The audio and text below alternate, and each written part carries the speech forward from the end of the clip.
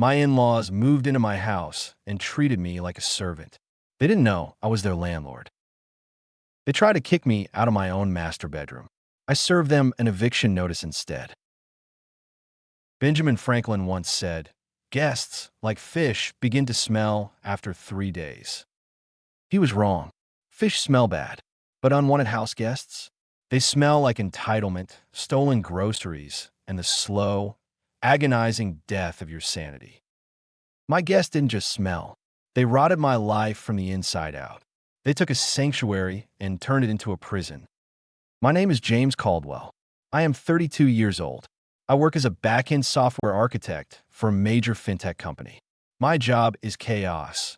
I deal with millions of transactions, server crashes, and cybersecurity threats all day. Because my work is loud, I need my home to be quiet. I like order. I like minimalism. I like coming home to a house that smells like lemon pledge and silence. I bought my house 5 years ago, before I even met my wife. It's a beautiful mid-century modern place on a hill. For bedrooms, open floor plan, floor-to-ceiling windows. I worked 80-hour weeks for a decade to afford it. It was my trophy, my safe harbor. For the last year, however, I haven't had silence. I've had the sound of reality TV blaring at volume 50. I've had the sound of my mother-in-law, Linda, criticizing my cooking. I've had the sound of my brother-in-law, Todd, screaming racial slurs at video games at 3 a.m. It started with a phone call. It always starts with a phone call. 14 months ago, I was sitting on my patio, drinking an espresso, reading a book. My wife, Sarah, came out through the sliding glass doors. She looked wrecked. Her eyes were red, her hands trembling. "It's Mom," she said, clutching her phone like a lifeline. "Her landlord is raising the rent. She's being evicted, James. She has nowhere to go." And Todd lost his job again. Again, I asked, putting my book down. Todd was 28. He had lost his job 5 times in 3 years. Usually because of management issues, which is code for "I hate waking up before noon" or "I stole from the register." "They just need a place to crash," Sarah pleaded, tears spilling over. 2 weeks.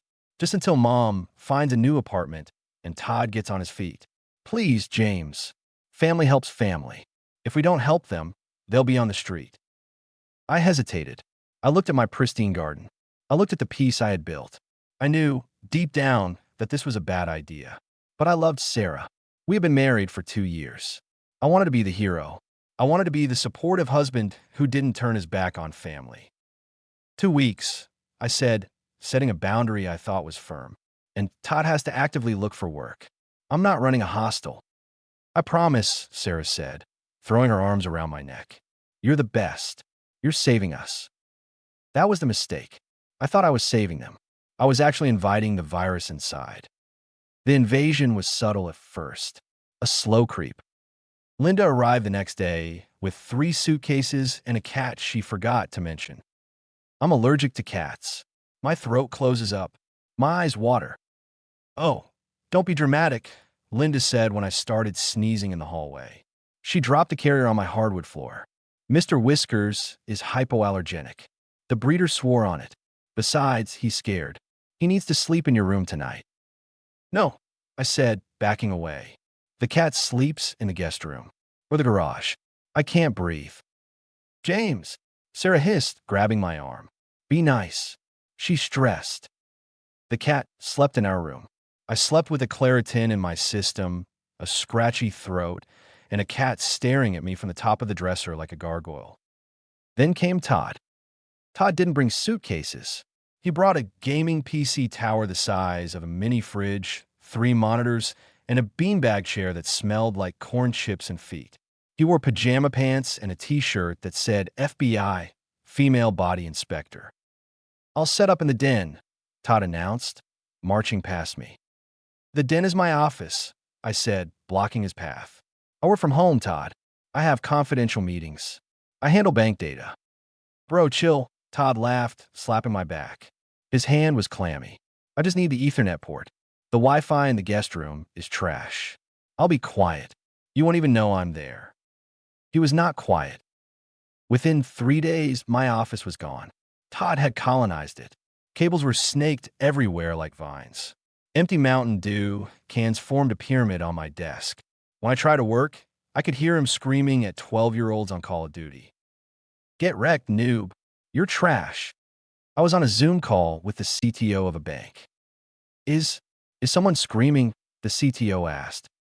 I'm sorry, I said, humiliated. There's construction next door. I moved my laptop to the kitchen table. I lost my workspace. I lost my ergonomic chair. I sat on a wooden stool, my back aching, listening to Todd grind for loot boxes in the next room. Then I lost the kitchen. Linda decided that my diet was too processed. She threw out my protein powder. She threw out my frozen meals. She threw out the meal prep containers I spent Sundays organizing. She started cooking traditional meals. This apparently consisted entirely of boiled cabbage, onions, and unseasoned ground beef. The house smelled like a high school locker room mixed with a nursing home. I need that protein powder, Linda, I said, looking at the empty shelf where $200 worth of supplements used to be. I lift weights. It's part of my routine. You don't need big muscles to type on a computer, she sniffed, stirring a pot of gray sludge. You need fiber. You look constipated. I looked at Sarah. Sarah looked at the floor, washing dishes. Mom is just trying to help, Sarah mumbled. That was the dynamic.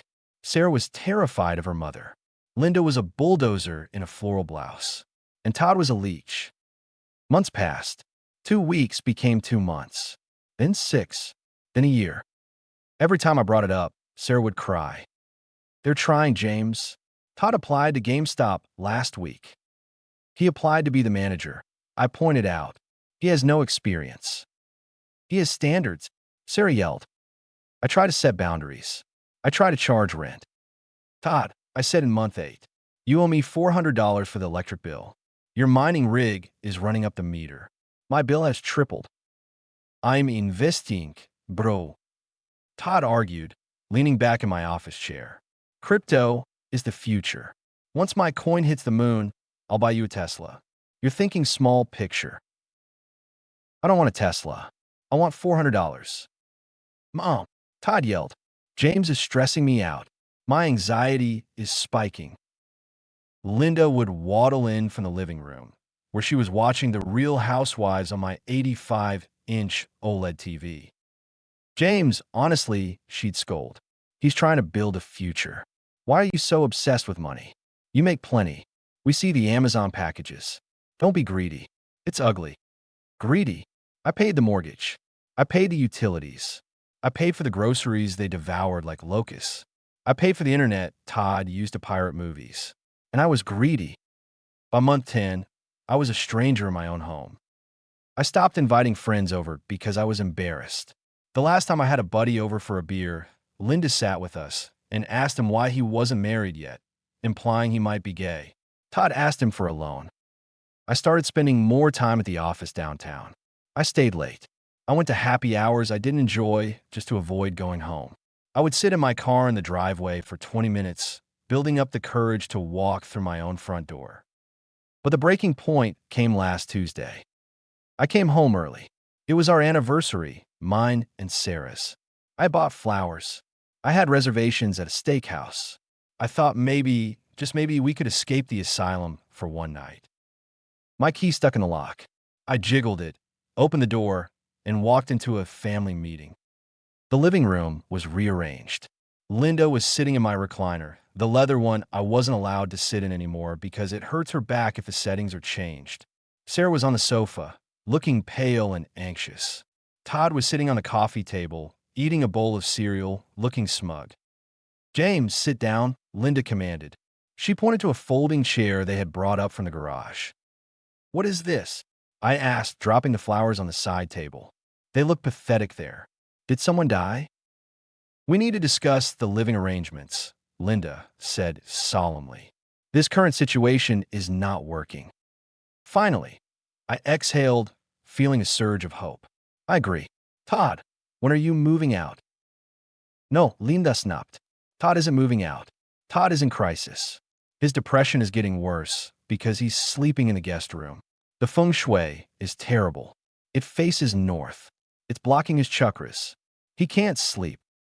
Okay, I said slowly, the hope dying in my chest. So he can switch rooms with you, Linda.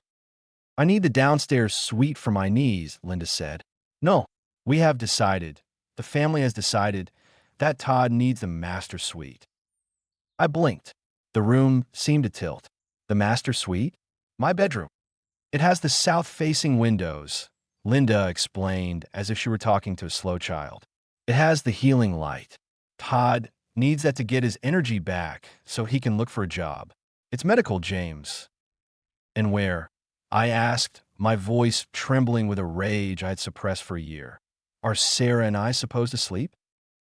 Well, Linda said, smoothing her skirt. Since you work all day and Sarah is, well, Sarah can stay in the master with me if she wants. But we think you should take the basement. The basement. It was unfinished. It was concrete. It was cold. It was where the furnace lived. The basement, I repeated. It's quiet down there. Todd piped up, slurping his milk. You like quiet, right? Plus, you can set up your little computer desk next to the water heater. It's warm. And honestly, bro, you snore. It keeps me up. I looked at Sarah, my wife, the woman I had promised to protect. Sarah, I asked, you agreed to this? Sarah had tears in her eyes, but she didn't look at me. She looked at Linda. James, please, she whispered. It's just temporary. Todd is really struggling. He told me he's having dark thoughts. We have to prioritize his mental health. If we don't give him the room and something happens, it would be our fault. So I moved to the basement, I said, in a house that I pay for, in a house that is in my name. It's our house, James, Sarah whispered. Marriage is a partnership. And family comes first, Linda declared with finality. So start packing. Todd wants to move his rig in by tonight. He has a raid at 8 o'clock. Something snapped in my brain. It wasn't a loud snap. It was a quiet metallic click, like a safety being disengaged on a weapon. I looked at the flowers on the table.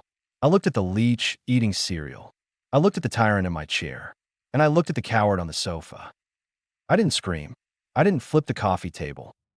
I smiled. You know what? I said, you're right. Family is important. And I have been selfish. Linda beamed. See? I knew you could be reasonable. Sarah, tell him he's being good. I'll pack a bag, I said. I'll get out of your hair for a few days so you can get settled. I'll go stay at a hotel so Todd can move in comfortably. Oh, wonderful. Linda clapped. Take your time. We'll organize your things for the basement. Sarah can wash your clothes. I went upstairs. I walked into the master bedroom. It smelled like Mr. Whiskers. I packed a suitcase. I took my suits. I took my passport. I took my birth certificate. I opened the wall safe and took the external hard drives and the folder marked deed. I walked back downstairs. Todd was already unplugging my TV to move it to his new room. Bye, James, Todd yelled. Thanks for understanding, bro. You're a real one. I walked out the door. I didn't look back at Sarah. I got in my car. I drove to the Hyatt Regency downtown. I checked into a suite with a view of the city. I ordered a steak and a bottle of expensive scotch. And then I called my lawyer. You see, there was one small detail Sarah, Linda, and Todd didn't know. A detail I had never mentioned because it never mattered until now. They thought we were renting the house. When Sarah and I got married, I already owned 2 properties. I had bought the house we lived in 3 years before I met her, but I didn't hold the deed in my name. I formed a single-member LLC, Obsidian Holdings, and bought the house through that entity for liability protection. I told Sarah when we moved in that we were renting from a corporate landlord called Obsidian Holdings. I did it to protect my assets in case of a lawsuit for my high-risk job, and honestly, to avoid family asking for loans if they knew I had that kind of equity. Every month, I transferred $3,500 from our joint account to the LLC's business account. Sarah saw a rent payment on the bank statement and never questioned it. Sarah thought Obsidian Holdings was a faceless conglomerate based in Delaware. She didn't know Obsidian Holdings was James Caldwell. I sat in the hotel room and drafted the paperwork. Notice to vacate. Termination of tenancy. I wasn't just kicking them out. I was nuking the site from orbit. I waited 3 days. The fish rule, right? On the third day, at 10 a.m., I authorized the process server. I wasn't there to see it, but my Ring doorbell camera recorded everything in glorious 4K resolution. I watched it from my hotel bed, eating a croissant. A deputy sheriff walked up to the porch. He rang the doorbell. Linda answered. She was wearing my bathrobe, the silk one I bought in Japan. "Can I help you?" she asked, annoyed. She held a mug of coffee in one hand. "I have legal documents for Sarah Miller, Linda Davis, and Todd Davis," the deputy said. "Legal documents?" Linda frowned. "Is this about the parking ticket? I told James to pay that. He's so irresponsible." "No, ma'am," the deputy said. "This is an eviction notice. You have been served by the property owner, Obsidian Holdings." "Eviction?" Linda laughed nervously. "That's impossible. My son-in-law pays the rent. There must be a mistake. Call James. He handles the bills." "The notice is valid, ma'am," the deputy said. "You have 30 days to vacate the premises. If you're not out by noon on the 30th, the sheriff's department will forcibly remove you." He handed her the thick stack of papers. I watched Linda's face crumble. The mug shook in her hand. I watched her turn around and scream for Sarah. 5 minutes later, my phone rang. It was Sarah. I let it go to voicemail. It rang again. "Linda." Voicemail. It rang again. "Todd." Voicemail. They called 40 times in an hour. Finally, I answered Sarah. "James." She was hysterical. I could hear Linda screaming in the background. "Oh my God, James. The landlord is kicking us out. They serve us papers. You must have missed a rent payment. You have to call them. Fix this." "I didn't miss a payment, Sarah," I said calmly. "Then why are they evicting us?" she screamed.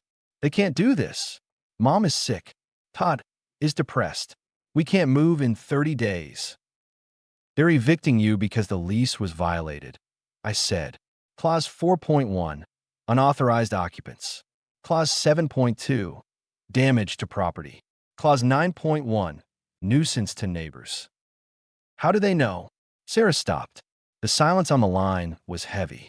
"James, how do you know the clause numbers?" "Because I wrote the lease, Sarah." "What?" "I am Obsidian Holdings," I said. "I own the house. I bought it 3 years before I met you. I kept it in the LLC for privacy." You own it?" Sarah whispered. "But you said we were renting. You lied to me." "I protected myself," I said. "And looking at where I am now, sleeping in a hotel while your brother plays video games in my master bedroom, thank God I did." "So, you're evicting your own family?" Sarah's voice turned shrill. "You're evicting your wife? Your mother?" "I'm evicting the tenants who tried to move me into the basement," I said. "I'm evicting the people who treated me like an ATM with a pulse. I'm evicting the disrespect." "James, please," she started crying. "We're sorry. We'll fix it. Mom will leave. Todd will leave. Just come home. Don't do this." "It's too late," I said. "You had a year, Sarah. You watched them walk all over me. You watched them eat my food, steal my office, and insult me. And when they demanded my bedroom, you didn't stand up for your husband. You stood up for the leeches. I was trying to keep the peace." "Well," I said, "now you can keep the peace in a Motel 6. You have 30 days. I suggest Todd starts selling his crypto." I hung up. The next 30 days were a war of attrition. They tried to fight it. Linda hired a cheap lawyer who sent me a threatening letter claiming squatters' rights. My lawyer laughed and sent back a copy of the deed and the time-stamped ring footage of me entering and leaving, proving I was the primary resident until they forced me out. That killed the squatter argument immediately. They tried to guilt me. Sarah sent me photos of our wedding. She sent me long, rambling texts about forgiveness and sacred vows. Text from Sarah. "James, Mom is crying. Her blood pressure is up.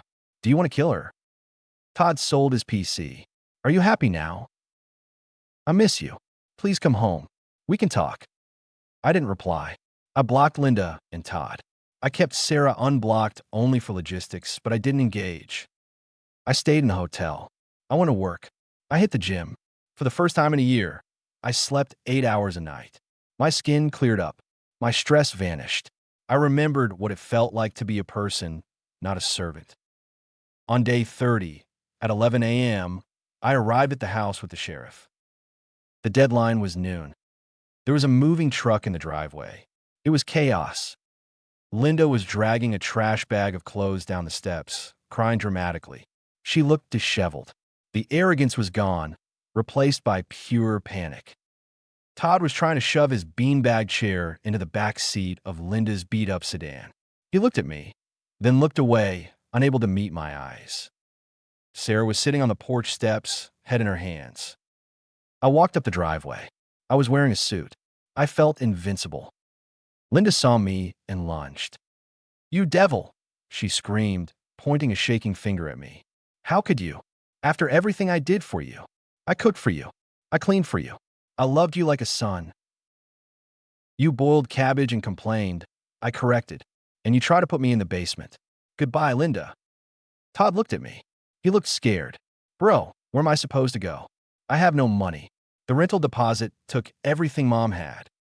"There's a hiring sign at the Taco Bell down the street," I said. "Free burritos. You'll love it. It's the grind set, right, Todd?" He flinched. I walked up to Sarah. She stood up. She looked tired. She looked older. "James," she said softly. "Is this it? Are we done? Over a room?" "It wasn't about the rooms, Sarah," I said. "It was about the betrayal. You chose them. Over and over again. You broke the vows. Forsaking all others. You forgot that part. You let them treat me like an invader in my own life." "I can change," she said, reaching for my hand. "I'll learn my lesson. Just let them go, and we can stay. We can rebuild." I pulled my hand away. "Maybe you can change," I said, "but not here. This house is tainted." I reached in my jacket pocket and pulled out a smaller envelope. "What is this?" she asked. "Divorce papers," I said. "My lawyer filed them this morning. Since the house is a premarital asset owned by the LLC, you don't get a dime of the equity. You get half the joint savings account, which is about $5,000 after Todd raided the fridge for a year." She stared at me. The reality hit her. She wasn't just losing a house. She was losing the provider. She was losing the safety net. She was realizing that family helps family only works when the person helping has something left to give. "You planned this," she whispered. "You're a monster." "No," I said, putting my sunglasses on. "I'm a landlord, and you're trespassing." The deputy stepped forward. "Time to go, folks. Noon is in 2 minutes." I watched him drive away. The convoy of failure. Linda's car, stuffed with floral pillows, and Mr. Whiskers howling in the back. The moving truck. Sarah's car, trailing behind. I waited until they turned the corner. Then I walked into the house. It was a mess. There were stains on the carpet where the cat had peed. The walls were scuffed from Todd's gaming chair. The smell of stale corn chips and boiled onions lingered in the air like a ghost. My office was a disaster zone of wires and sticky soda residue. But as I stood in the center of the living room, listening to the hum of the refrigerator, I realized something. It was quiet. Beautifully, perfectly quiet. I took a deep breath. I walked to the kitchen, opened a trash bag, and started throwing away the leftover cabbage. It's going to take a month to renovate. I'm ripping out the carpets. I'm painting the walls. I'm burning the recliner. I've already hired a contractor to turn the basement into a home theater, just for me. But that's okay. I have time. And for the first time in a long time, I have my home back. Have you ever had family overstay their welcome? Do you think James was too harsh by evicting his wife along with her family? Or was it the only way to get his life back? If you believe that your home is your castle and boundaries are non-negotiable, hit that like button and subscribe. #InLawNightmare.